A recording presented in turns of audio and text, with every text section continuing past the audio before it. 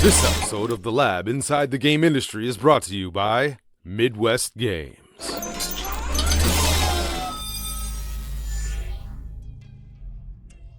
Live from New Jersey, Los Angeles, Chicago, and Madison, Wisconsin, this is The Lab. With your alchemists, Angel Guevara and Greg Posner. Tonight's special guest, Karim Abou Shousha from Ubisoft Montreal, and Chris Cantero from Chazak Games. Also starring Cassandra Liu and Rick Bauer. Tonight on The Lab, Inside the Game Industry.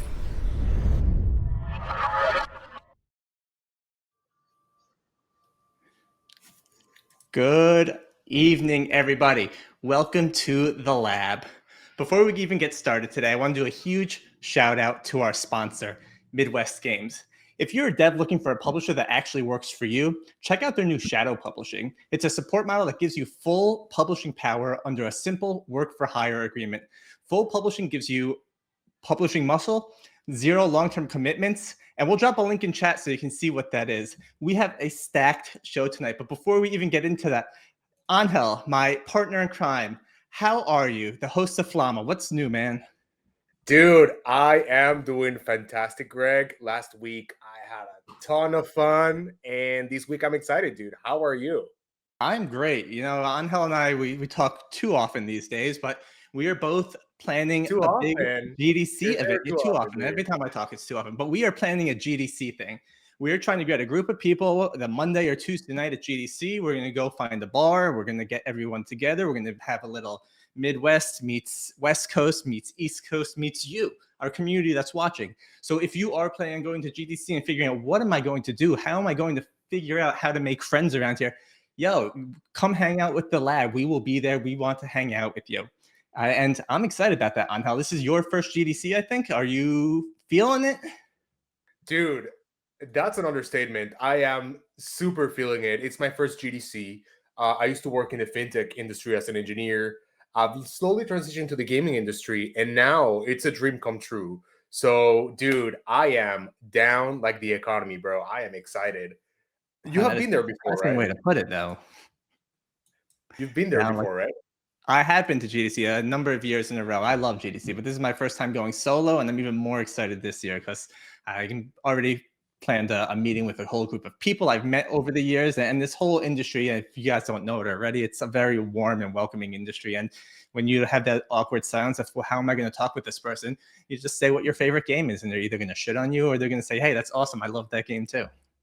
Dude, Greg, what you're saying is 100% true. I agree with you because for me personally, it was really intimidating. I'm like, oh, getting in the industry, it's going to be difficult. People are going to be harsh with me. No, dude, everyone has been super welcoming, super supportive. And if you guys want to join us at GDC, hang out with us, let us know, dude. We are open. And we will be posting things on LinkedIn over the next couple of weeks, just letting know where we'll be, what we'll be doing, because we do want to hang out with you guys. We want to meet you. We want to be able to grab a drink, whether it be a boba, whether it be a beer, whether it be whatever, a coffee, and we just want to get to know you guys. So again, if you're going to be at GDC, let us know because we really do want to meet all of you. So, Angel, a lot of stuff has been going on, a lot of new things going on in the lab. I think it's time we kind of talk through some of these things that are new, and we can check them out. As my screen's going crazy, I don't know if it's just my screen, but here we go. First of all, we have stickers now. I don't know how these stickers work because they haven't told us yet, but they are going to work. So if someone wants to throw a sticker out there who's on Twitch right now, try doing the sticker thing. I don't know what it is, but I'm anxious to see it and hope it scares me and gets me worried about it. There's other things as well, right? We have new games. There's going to be a whole bunch of new activities and interactive things that we have going on in games that are on Twitch specifically. Someone from the lab is going to post it into the chat. So if you check out your chat, you can do things like duel and vote and tic-tac-toe. Just remember, anytime you want to interact with the game, do an exclamation point first. So exclamation point vote or exclamation point duel. And then you can start interacting with those games with the lab bits that you can get for watching these. And we also, there we go. There's a sticker on me now. Perfect. Thank you, person. And now we have a goal. We are setting goals at the lab to make sure that we are providing you the right things, the right content, the right material to keep you happy. So tonight is a very modest goal. It shouldn't be too hard. We want to get 50 subscribers to the lab. We've had a number of people come in and watching the show. They're hanging out. We just want to get 50 subscribers. So if you're in Twitch, if you're lost in YouTube, maybe head over to Twitch, but go to Twitch, click the subscribe button. And whenever we go live, and we have more shows than just the lab, we put on interactive tutorials, lessons, and just random conversations throughout the week. Be sure to subscribe so you can keep up with our killer content, exclusive perks, and surprises that are going to be coming your way. That was a lot, Angel. Any questions? No, that was perfect, Greg. Thank you for explaining all that. I would love to read the chat to see what people are saying. Let's do it. Let's do it, man. So we have Carbon Fiber looking forward to GDC. Let's go. From Kiel Quaid, great opening in VO. Let's go, let's go. Hello, good evening. Angel and Greg, good evening, good evening. Oh, Carbon Fiber is going to go to GDC. Let's meet up. Yeah, let's do it. Dude, people are excited. I'm loving the energy. Can we please get a W to start the show on a high note? Can we please get a W? Get that W. I'll drop one here. Boop. Yes, sir. Let me start it too. I drop one as well. All right. We'll wait. As we're waiting for W's, let's talk a little bit gaming news of things that have been going on throughout the week. Every day this week, I feel like there's just been a whirlwind, and we had Monday off here in the States for some of us. I don't know, but it started off with some not so great news, which is with NetEase, which if you're in the gaming world, you may have heard by now. But NetEase laid off their Seattle R&D team. And that's a bummer. I know I've spoken to a couple of them. I know Angel follows a couple of the team members there, and they did a great amount of work for the Marvel Rivals game. I mean, one of them was the game director, one of them was the level designer. And I mean, if you're getting laid off when the game's doing as phenomenal as it is, what is safe in the gaming industry these days? And it's a question. I mean, we don't want to harp too long because this is a positive show, positive energy, but that was a bummer, right? Yeah, 100%. It's weird because, as you mentioned before, it's kind of like you're damn if you do, you're damn if you don't. If you create a game that's not successful, you get laid off. But if you make a game that makes billions of dollars, you also get laid off. So it's kind of like, what's the path to take? It's sad. It sucks because, we know a lot of people in that company that are great creatives, but man, it sucks. And it's such a good game, right? It's so fun. Man, it is. And, they got 2 new characters coming out this weekend too. So I feel like they're like strategically planning this. They're like, we're going to drop the rest of the Fantastic Four here, and no one will even notice. But we noticed. I did a podcast the other day, and one of the guys says, you know what? Gamers aren't stupid. Some of these publishers, I think that hey, they can sneak something by a gamer, but I mean, we're dorks that read stuff all day and follow the news. Like we know what's happening. Yeah, 100%. We know exactly what's happening. And I just want to say that I hope everyone that got laid off, they get a new job. I hope they feel good. I hope they can find something else because they did a tremendous job in playing Marvel Rivals. Sorry, making Marvel Rivals. Me personally, I play the game every Sunday with my friends. So I really hope so from the bottom of my heart that they get to a good place. Yeah, for sure. And we'll give them a W as well, right? But I mean, at the end of the day, they can put Marvel Rivals on their resume now, right? And everyone's going to know what that game is. So it's a win for that.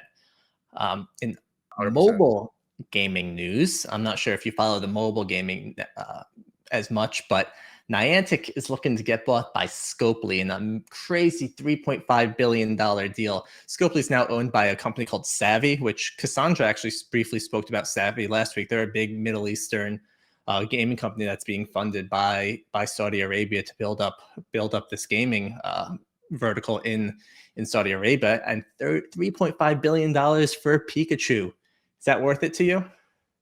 Dude, I would say, yeah, 100%. The revenue that those games make, yeah, I think it's worth it. Do you think so? Look at that. We don't even know who throws the Screaming Goat sticker, but there it is. I don't even know if it's even showing up on Twitch. Yeah, it must be, yeah. I think it's a very interesting acquisition. Niantic has made a lot of games, but none of them have really taken off. I mean, they have Monster Hunter out there now, which I think made $75 million last year compared to Pokemon's 500. They have the Transformers license. They have the NBA license, and they try and do everything around that same geolocation thing that Right. Pokemon was a hit, which was great. I think it's getting people to go outside things fantastic, but I think this is probably great for both companies because Niantic has always been kind of stuck behind Pokemon for better or worse. So maybe this will be their opportunity to either spread their wings or do something else.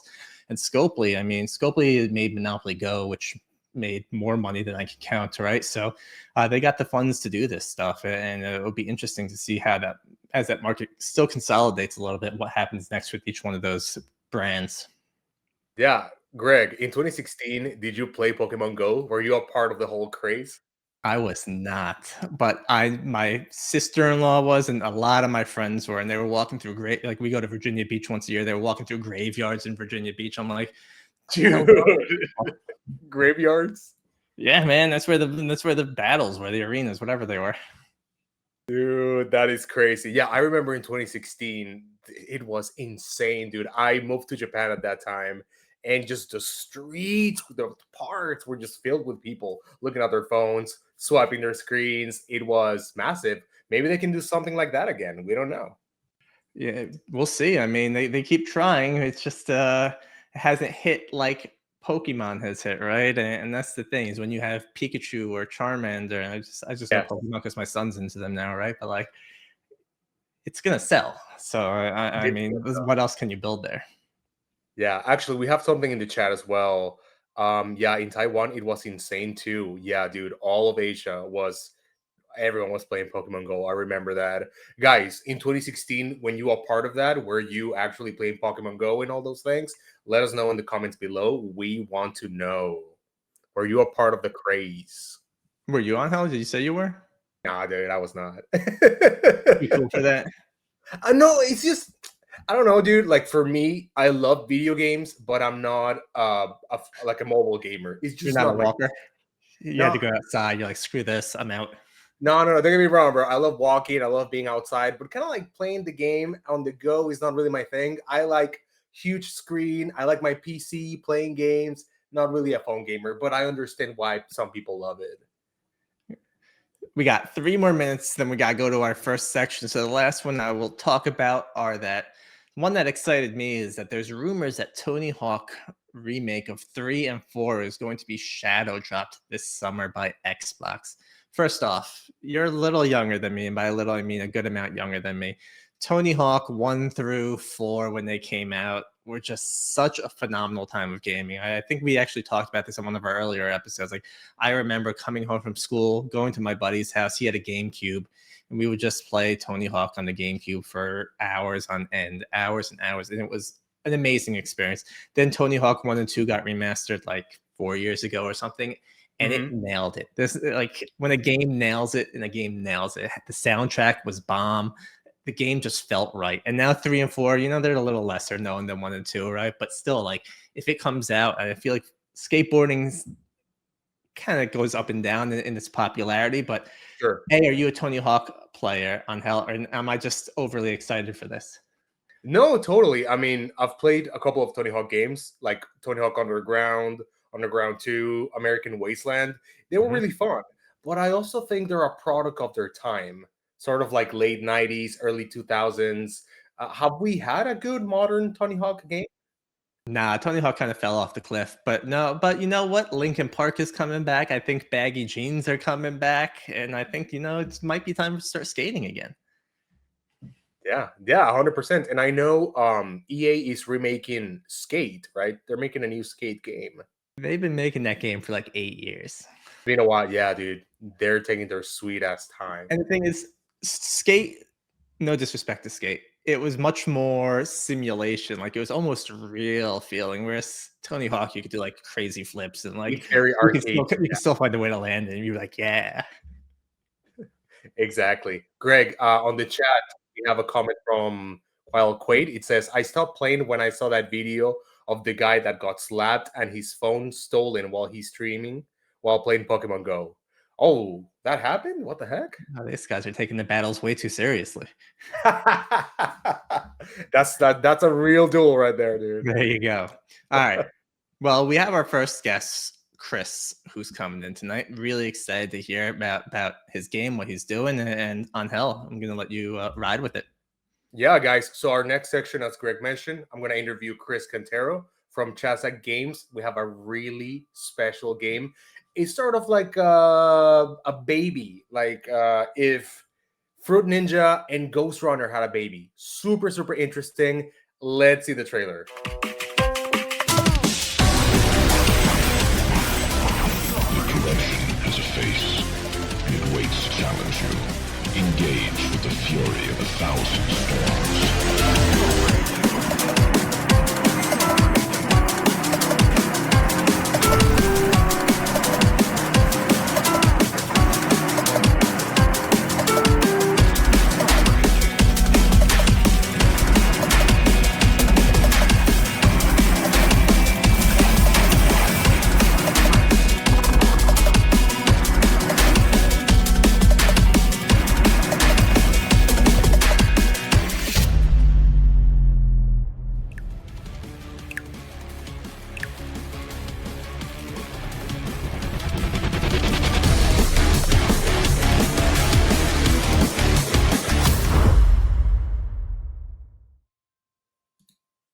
All right, Chris, welcome to the show. How are you, my friend? Good. Thank you so much for having me on. This is really cool. My pleasure. That trailer just, dude, it's just so much. There's ninjas, there's fruit, there's metal, there's a lot of things going on. What is high fructose? What is it? Yeah, so that trailer is actually like 6 months old now, so I'm excited to show new stuff soon. So high fructose is like Ghost Runner, Brotato, and Fruit Ninja all combined. So Ghost Runner is one of my favorite games of all time, and Fruit Ninja is a super popular old iPad game. So, and yeah, if you ever heard of Brotato, it's like a popular indie game right now. Yep. Yes.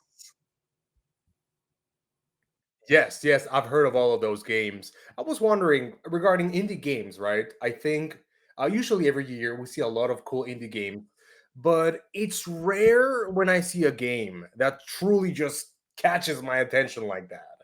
Oh, That thanks, man. Yeah, like me as a marketer, when I see your game, I'm like, this game can go viral. Tell me about the vibe of high fructose. How did you come up with it? Tell me the whole vibe. Oh, sure. So I guess I came up with the concept. I was working at id Software on Doom Eternal. I worked there for about 4 years, and we were working on Glory Kills at the time.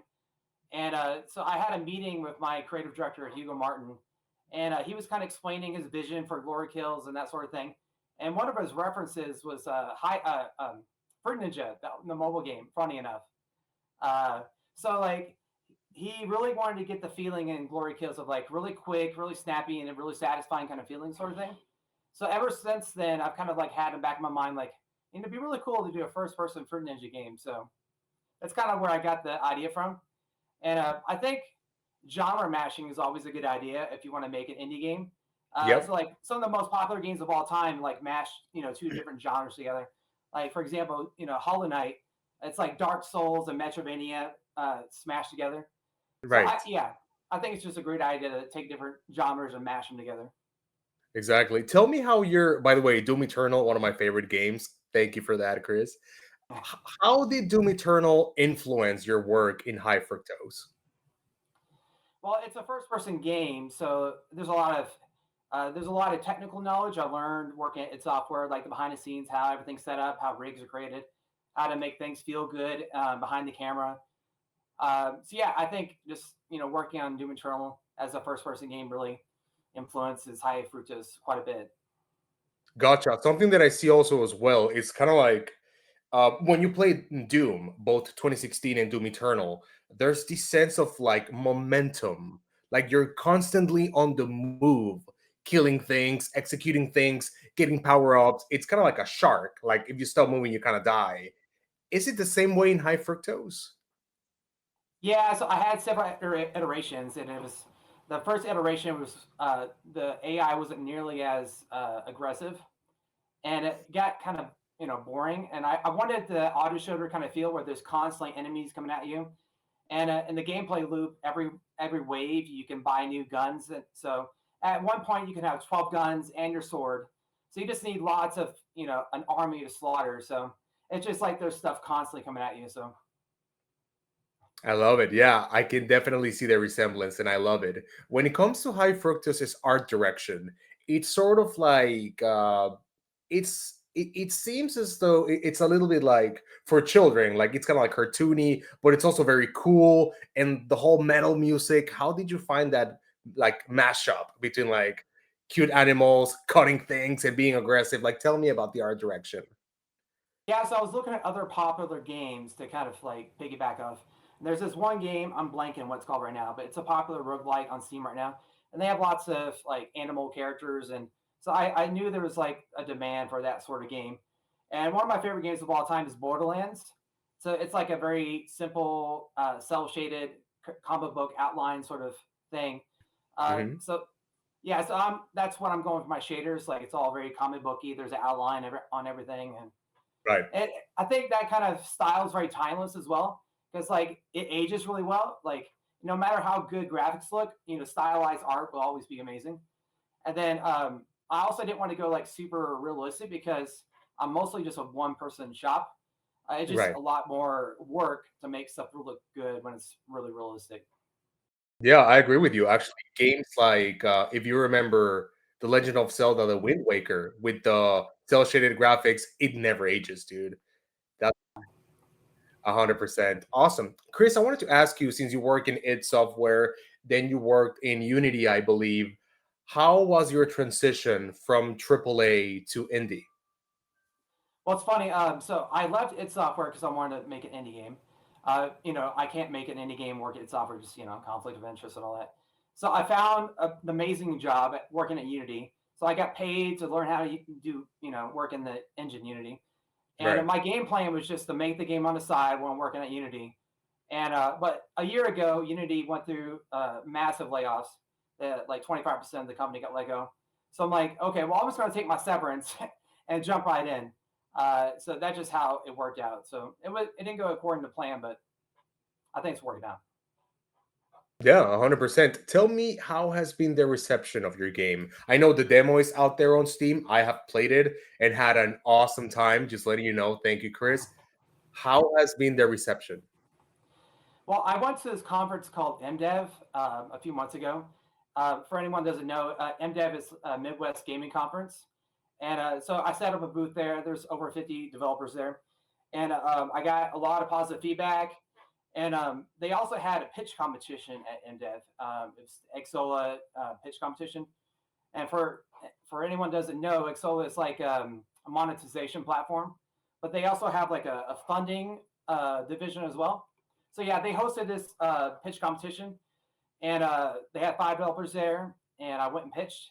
It was a pretty cool experience. So I walked up to the podium and looked around, and it was a room full of people and people standing in the back. So it's pretty anxiety provoking. But yeah, I pitched the game, and at the end of the day, I got an award, and so that felt pretty good, and I felt validated. Like it's not like a terrible idea. Dude, congratulations. I love that. How has been your life after you got the award? Did it help you somehow to get investors or something? How did it affect your life in a way? So in entrepreneurship, there's something called bootstrapping. Basically, there's no investment, and you just do everything yourself. And my goal is to like start my company with no investment, so I own 100% of my company. So I'm hoping not to take any investment. I think I'm really good. But yeah, it was just like a validation sort of thing, which was nice. And I got a nice little plaque too, so that's cool. Dude, heck yeah. Let's go, guys. Can I please get a W for Chris on the chat? Thank you, My Chris. Thank wife made these little inigami things. If you've heard of those. I love it. Dude, Chris, I love the art style, dude. I love the whole vibe you're going for. Do you have any merch? Any stuffed animals, any shirts, anything? Well, I did a Kickstarter, and we did these mockette things. Mm-hmm. Yeah. So Nice. yeah, the sword comes out. It glows in the dark. It's pretty cool. Yeah, but no active merch right now. No, I didn't get on that. No, no worries. We definitely need some merch, man. We need some stuffed animals, some action figures. I can see this franchise becoming big. I'm telling you. That'd be amazing. Yeah, 100%. Awesome, Chris. So you said you work with your family. I think you said your kids helped you with the game. Yeah, so I got a 10-year-old. She plays the game. She's a nice QA tester, a nice slave labor. Yeah. All right, all right. How about people on Steam? Have you been getting any cool reviews on your demo? I actually don't have a demo page where you can review it. That's a new thing. I'm actually going to switch over to the review page pretty soon. Yeah, that'd be cool. Gotcha. You said bootstrapping. You said you own like the whole company. How has been bootstrapping for you? That sounds very rough, especially for video games, right? Yeah, I'm not gonna lie, it's pretty hard. It's part of the plan. So I moved from Texas to Wisconsin to this live cheaper lifestyle, and yeah, that's helped a lot. And I've been saving as well, so I've been preparing for it. All right, I love it. Well, it seems as though you're doing a good job. Regarding Kickstarter, I have a lot of friends who have done Kickstarter projects with video games and card games and other things. How has been your experience with Kickstarter? Well, everyone told me it was a lot of work, and they weren't kidding. uh, but I think it was a really awesome experience. I set my goal. I got some feedback or some advice to kind of set your goal low, and then you can always go above it. Mhm. I think that actually kind of hurt me because I set my goal to 10K, and it kind of stalled out at 10K. Everyone's like, "Oh, you got your goal, you don't need it back anymore." So if I was going to recommend to anyone that are going to do a Kickstarter, like set the goal you actually want to make, because it kind of stifles the momentum, I think. Gotcha. Yeah, 100%. We actually, if you check the chat, Chris, there's a lot of people cheering you on. We have, yeah, Carbon Fiber says, "Oh my God, this is insane. Wow, this is so fun. Nice music. I love it." Welcome, Chris. A bunch of W's. Uh, Kyle Quaid says, "Congratulations on your journey and the award at MDev, Chris. Love it. Thanks, guys. Family effort." Dude, heck yeah, Chris. People are loving it. Tell me, what would be your biggest advice for someone who wants to do what you're doing, a bootstrap, make their own game, own the whole thing, do a Kickstarter? What would be your biggest advice? I think I think the biggest advice for me is probably just plan years in ahead. Or if you're young, dive in right away because I got 4 kids and I got a mortgage. And if you don't have all that responsibility, it's just way easier to start your own business. But yeah, like if you're I'm 40 now. So if you're later in life, just kind of, you got to prepare for it, save up. Um, yeah. And I would also say, don't go quit your job and do it. Uh, Right. have a job, do it in the evening. And the only reason I did it is because I got laid off. So Exactly. Well, you got laid off, but you're making this amazing product. That's a W for me.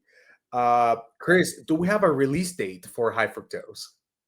not yet. I was going to release during Steam Next Fest that's coming up pretty soon, but I'm pushing it back to the summer. So I don't know. I mean, hopefully sometime this year. All right. I love it. Hopefully, because I really want to play it. Chris, before we let you go, we have a couple of minutes left. Where can people find you? If they want to contact you, play your game, where can they find you? So you can search High Fructose on Steam. You can find me there. I'm on X, Cantero.Chris. Let's see where else. I guess that's I'm Blue Sky. Well, I made an account recently. I think it's the same name for Blue Sky. Yeah, I think that's where you can find me. All right, awesome. And are you open to collaborate, like, open to work with other people? Yeah, so I'm working with a guy in Canada right now and a girl from Germany, and then a guy from Pakistan's helping me out a little bit. So I kind of got everything settled right now, but yeah, I don't know, maybe in the future. Yeah, 100%. Guys, if you want to contact Chris, collaborate with him, maybe ask him some questions, there you go. LinkedIn, Blue Sky, there you go. Chris, thank you so much for coming. It was a pleasure talking to you. Thank you. Thanks for having me. All right, let's go back. All right, Greg, I'm back. Awesome stuff, man. Great interview. I love Chris's energy. I love his learnings from Doom Eternal and how he brought those from what he heard his other colleagues say there and on the glory kills and how he wanted to expand on that.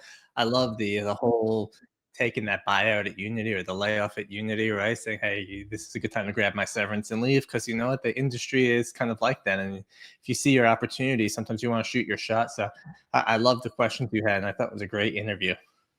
Thank you, man. 100%. And something that I really love and respect about Chris is, yeah, he got laid off. It's an unfortunate situation, but he turned it around. He's like, okay, let me learn in Unity, do all these things, and then let me do my own thing. I think for me, that's a total W. Like, that's what a successful person looks like. Someone who takes unfortunate situations and turns them into opportunity.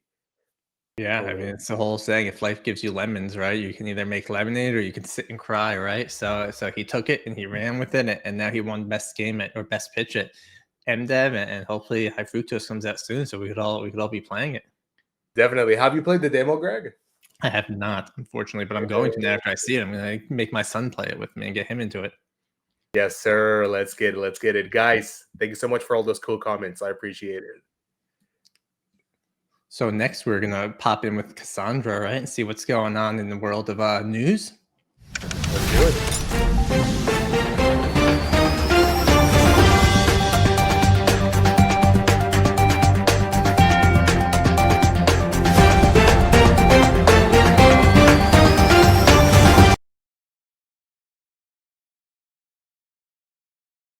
Alright guys, welcome back to this week's What's Going On in the World. It's me, Cassandra, bringing the latest updates and then events all around the world.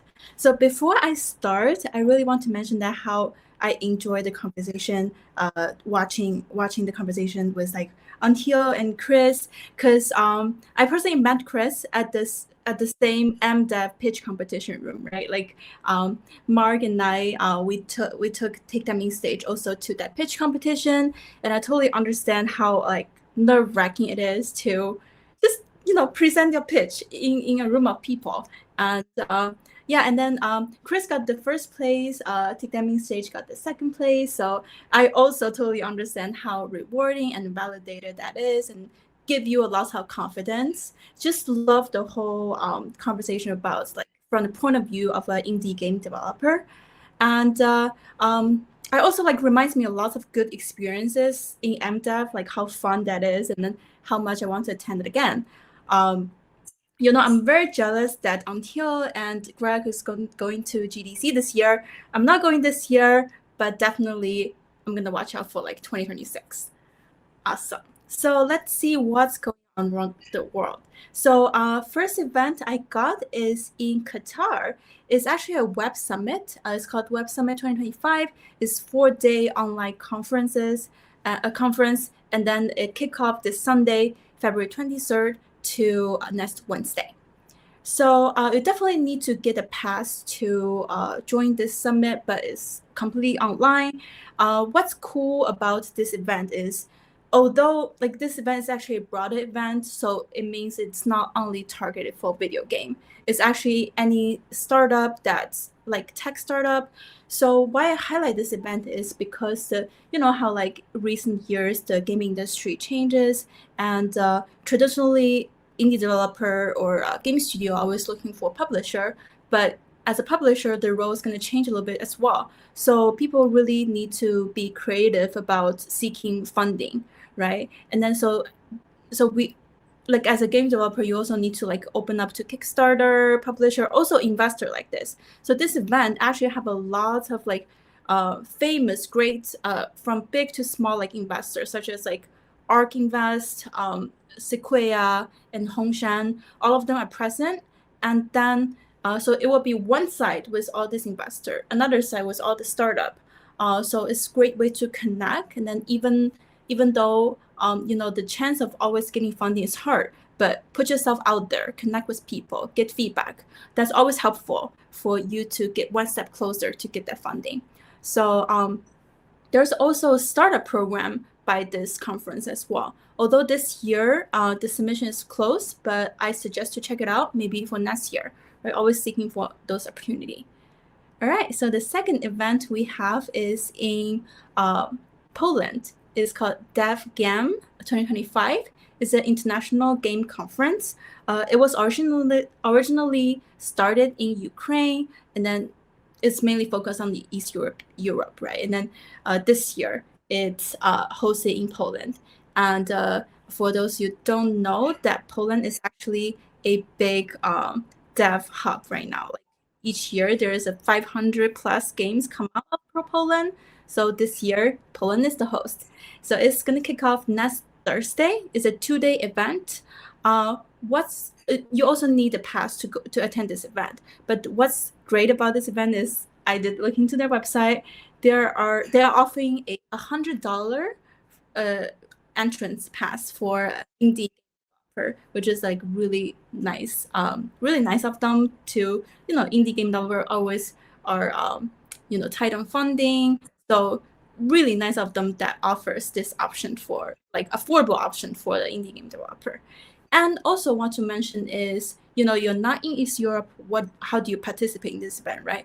There is a $150 online network pass, which means you get this pass and you can send unlimited meeting requests to all the attendees. So if you're seeking for like networking, you want to meet more people, definitely you can participate through this way as well.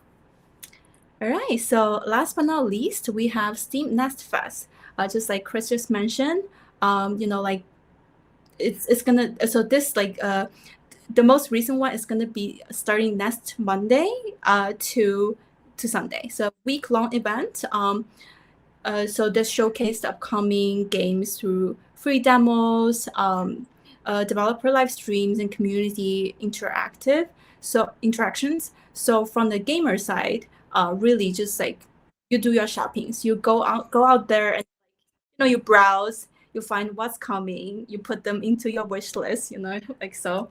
Yeah, it's definitely like a cool place, a cool event to explore.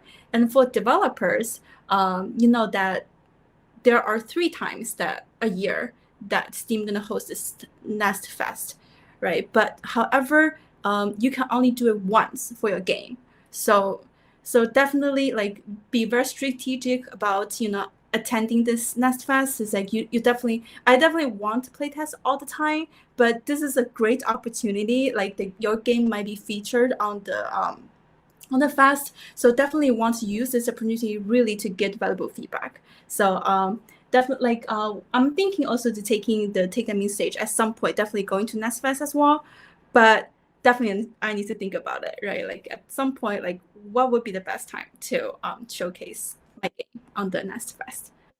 All right, so that's it for this week. Well, back to Unhill and Greg.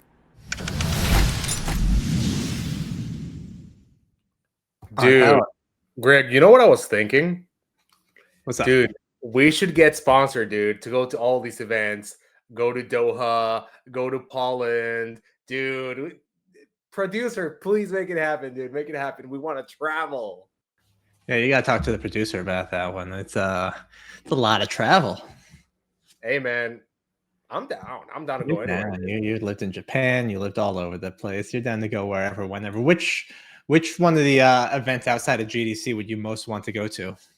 Dude, honestly, I heard Gamescom is like really good.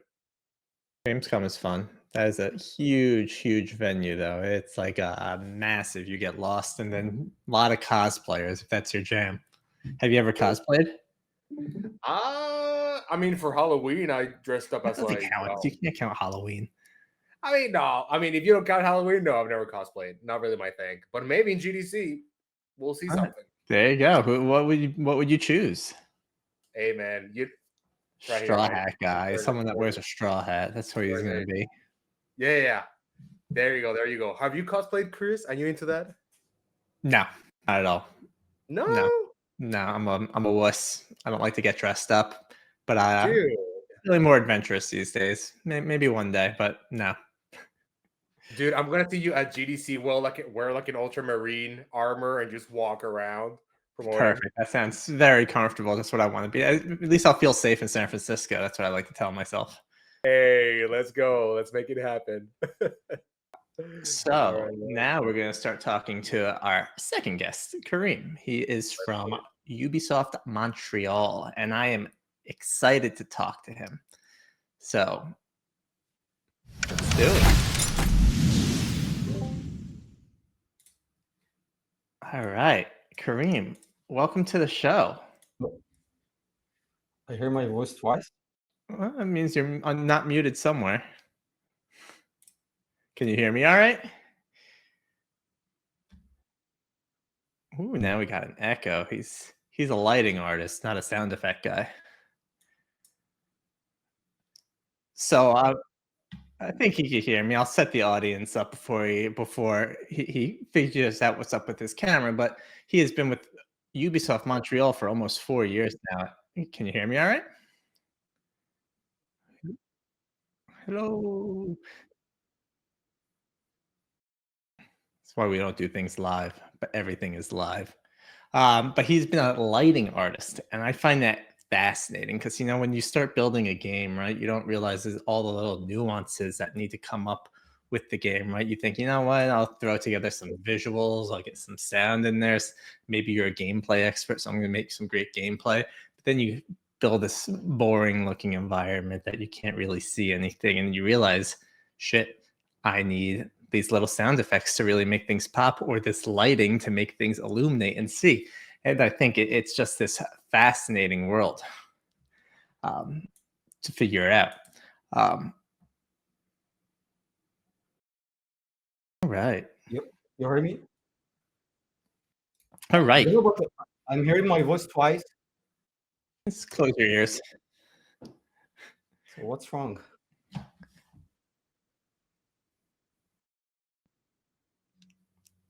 We're working on some echo issues. Yeah. So Karim, can you hear me all right? Now we hear nothing. Now you can hear me? Yeah. Can you hear me all right? Okay, that's perfect. Can you hear me all right? So I'm very sorry. I don't know what's wrong, but thanks so All right. much for having me on. Yeah, no I'm worries, so glad man. to be with you today. So, try again. Yeah, it's when you do it live, you think you got everything set up, and then the camera goes live, and you're like, oh crap, something is not working. Last week I couldn't unmute myself, and Angel was making fun of me. So these hear things me? happen on the live broadcast. Can you hear me? Yeah. Cool. So Sure. you're at Ubisoft, and you are a senior lighting artist, and I think that is a fascinating thing. As I'm going to make everyone listen to me say it again, how you don't realize how nuanced game making gets in the different fields that exist. So to start high level, how do you find yourself becoming a senior lighting artist? Oh, well, to be honest, I was a senior environment artist for more than 14 years. But since I was young, I dreamed to become a lighting artist. But I dreamed to work with Pixar. At this moment, I remember 10 years ago, I spoke with someone. He's very famous. It's called Jeremy Vickery. He worked with Pixar for long years. And I asked him, I love your work and I want to become a lighting artist. He said, yes, he saw my work and he said, yes, you have a great talent. And I think you have to push yourself more. And he gave me the best advices in my life. He said, let's try first to work in the game industry. I think you're gonna find your passion there. I'm from Egypt, and it's very difficult to find a job in game industry there. So it was very hard to find a job offer. I applied in many company, but I got rejected because I live in Egypt and I have to be in place. So I took a decision and I said, I'm gonna take the risk. I will sell everything in my country and I will go to Canada, try to study there. And after that, I will try to find a job. Uh, I got two rejected visa, and then the third one I got approval. I moved to Canada in 2019, and then I studied for 2 years.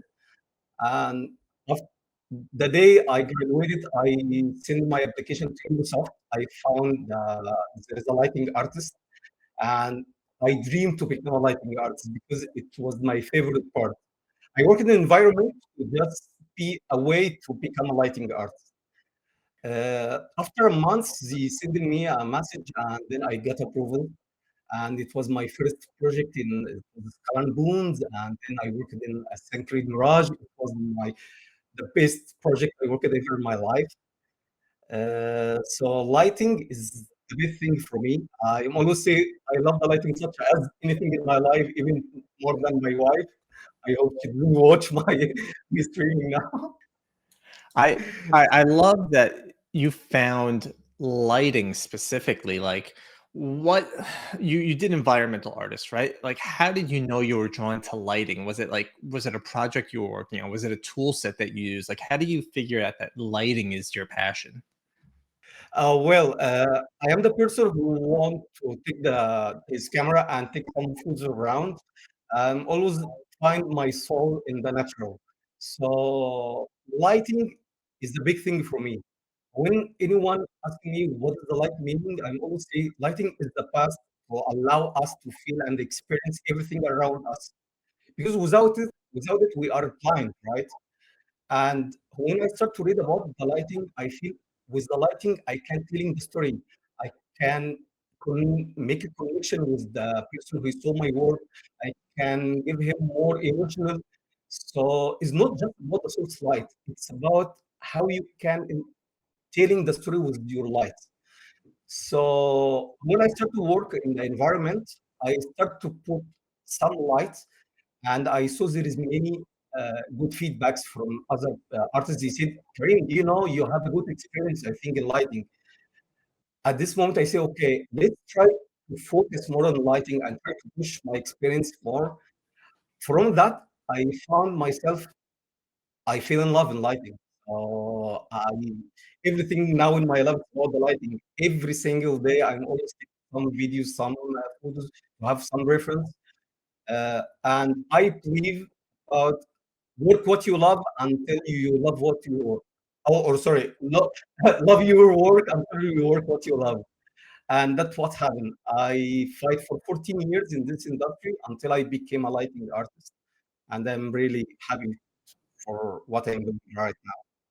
I love that. I don't know if you're younger than me, but I don't know if you're familiar with like the clapper. You used to be able to clap and the lights would turn on. I feel like that's something you'd wake up in the morning and just see the light and be happy. But I'm curious, when you're working on a AAA title like any of the Assassin's Creeds, right? Like, when does the role of lighting take place? Is the level built already and they say, hey, go to town? Or like, when does your role start? Uh, well, uh, It depends on the project, to be honest. So there is some projects we have to start very early because in the games we have three levels: L1, L2, L3. L1 is just we put the default light without anything, just default skylight. If we have 24-hour light circle, we just put in place. We don't care about the light paving or any technical stuff. And the second part for L2, we start to set up the light props and put in place, and to start to put this light to follow the player navigation. So I can say I am in the second level, but again, it depends on the project. For example, my latest project in Victus, I started from the first day, so without even have any talking, because we had a discussion about the art blocking, how we can get the reference, what the mood we are looking for. So it's really depends. Some project, if we have a good art director, so I might come later on. Like Mirage, I joined Mirage after a year and a half, I think, and I worked on only for 9 months or 10 months. So it depends on the project, but again, it doesn't matter where you are, but what you're gonna do in this project. As we're talking, your art station keeps popping up, right? And the stuff that you create, there we go, right? I think it's phenomenal. The detail, it's I can't even put it into words, right? Like, it's amazing that that's coming from the visuals of a game, and I love how far AAA gaming Thank has you. come to really build these visuals that tell a story. And I know we're coming close to time here. I got two more quick questions. The first one is, what is your aspiration after you do this, right? What does a lighting designer want to do? What's your next level? Well, it's a great question. Uh, for me, I'm always doing every single day to become better than yesterday. So when I became a lighting artist at Ubisoft, I say, okay, if I stay in my place, I will never be better than what are now. So what I did in the last 3 years, I started to learn some programming. It's not actually programming, but I learned a blueprint in Unreal Engine. I love Unreal Engine so much, and I started to create a tool to, to help the other people to make the lighting much easier. Because, for example, if you are concept art, you have no experience in lighting or animator or any other person, so you just need to drag and drop the light, and that's it. And that's what I did. The first thing I did is underwater. I am a free diver. I love the diving so much, and every time I dive in the ocean or in the sea, I feel it's completely different world, and I dream to have this world live in Unreal Engine, and no one made this before. The things that I saw before is not that have the realism quality. So I say, okay, let's put this in Unreal Engine. I spent about 9 months to just create these tools. Uh, I surprised because the first tool it was for free, and then I saw many people. It's more than 50K person did downloaded these tools, and I got a great feedback from other person. And I said, okay, let's try to make something better. I create other tools like Sky Atmo Pro or Aquarium Packs. My plan, I am dream to become a lead lighting artist. So it's not about the lighting rules, but I just need to feel okay. I am here in this place because I deserve this. I put my whole time, my whole passion on this position. And from time to time, I'm always trying to make some free courses on my YouTube channel to help the other people to make the light real as much as they can. So yeah, that's what I'm trying to do. I love it. Help the people. I know we're pretty much at time here. So I think we're going to be planning a lab live with you where we can watch you do lighting real time. I can ask a lot of silly questions that don't make sense that you know the answer to, but you can explain it to me like I know nothing. But I also keep seeing these Unreal boot camps popping up. You want to let us know, what is that Unreal boot camp? Also, where can we find you if we want to learn more about this? Oh, you can find me I have a personal website, linkmentor.com, and also my art station or even LinkedIn. I'm always active in LinkedIn. So don't hesitate to book me anytime. I'm so glad to answer your question. Uh, yeah, it's my three conditions. You can book me anytime. Cool. Well, Karim, this is awesome stuff. It's awesome to find someone that found what their passion is and working towards their passion. It's rare these days where people find what they want to be doing and are able to do that. So for you, I give you the utmost credit. Not only are you great at what you do, the Assassin's Creed games look amazing and the lighting stands out as them, right? As you're sneaking around. And we've seen you doing stuff with 217. I just think the stuff you're doing is great. I'm looking forward to doing a LinkedIn Live with you. And I really thank you for coming out today. And anything last you want to say? For me, if I want to give the people the advices, I'm always want to know to say if you love something, no matter how little experience you have, trust me, the more you try, the faster you will learn. Never be afraid to ask the question because I know there is many people they afraid to ask the question. But if you want to grow fast, don't hesitate to ask a question. But try to first to do your own research because when you do research, you will find more answer. So yeah, that's my advices. And really thank you so much for this great event. I'm really hope to meet you again. Yeah. Thanks everyone. Thank you. And hopefully we'll talk to you again soon. Thank you so much. See you soon. Dude, Man. dude, just I'm speechless by Kareem's story, man. It's Awesome, just isn't it? seeing him in Egypt, just not giving up, selling everything, going to Canada, working on his dream, working through rejections, and achieving his dream. Dude, guys, Yeah. can I please get a W for Kareem, please? Or multiple W's. It's also, again, I know I say this, and it doesn't sound like it's so rare that someone finds the exact spot where they want to be, and that he's so comfortable there. He's teaching others about it. I think, that's how you create good games, man. You know what you love to do. I don't want to say stay in your lane, right? But you know what your lane is. You're the expert in that. And I just love that. I think it's amazing. Greg, have you seen a game or a movie or something or animation or something before the lightning was like put on the scene? I have, and it is jarring. I've also seen Doom Eternal, since we talked about that, without music, and it is wild how lame, and not lame, but just slow. It's a completely different game when the lighting isn't right or the music isn't there. This whole thing is a symphony, right? And people don't understand that, but when everything clicks, it clicks, and lighting is this thing that no one thinks about. But I remember in games like GoldenEye, you can see the light on the ground, and like, you'd look at it, it's just like, oh, I wonder if I stand in it, will I block the light, right? Or I don't know, all these little things. It's all these little Easter eggs that are fun.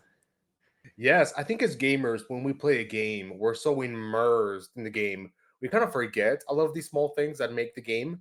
But when you see something before the lightning is done and it looks absolutely horrible, and then you see it with the lightning and you're like, whoa, it's like night and day, dude. I So think even Kareem, I think even before this interview started, I think we were talking with Karim and about Max Payne, and I think Max Payne's another great example of how lighting and the rain and things pop off the rain. It's just like, wow, like someone's doing that. Like, it's not just natural. Like, that's purposely there.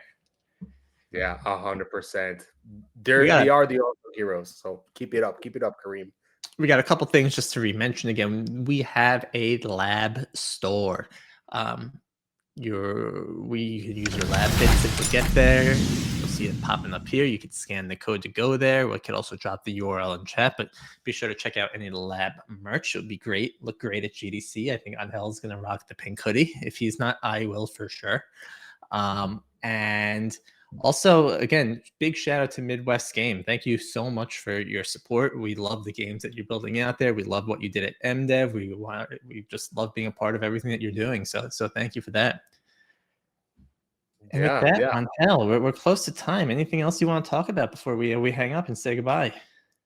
Yeah, I was wondering, guys, are you people who are watching, are you going to GDC? Any plans to go to GDC? Anyone?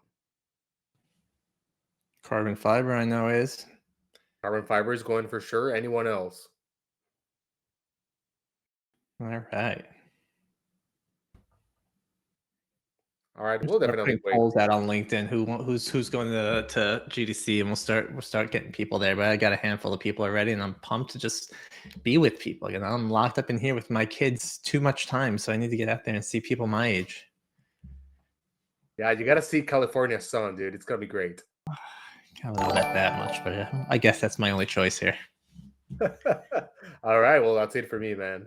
All right, so with that, again, this episode, we thank you, the community. We do this for you. We do this with you. We do this just for everyone, right? We love learning about this stuff. We love learning about what you do. We are spinning the wheel tonight. Do we know who's spinning it? Let's check the chat here. Let's see. Kyle Quaid gets to spin the wheel tonight.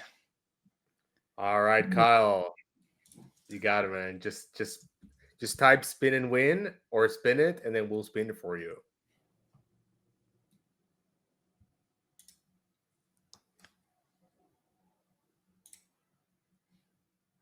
Wheel's not going to spin. Come on, Kyle. Spin that wheel.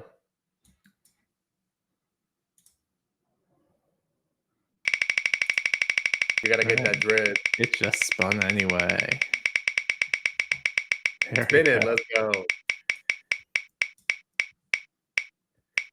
What did you get? Buddy. That is 10 Alchemy Lab And dollars. You're gonna get that pink hoodie before both of us. no. Bummer, man.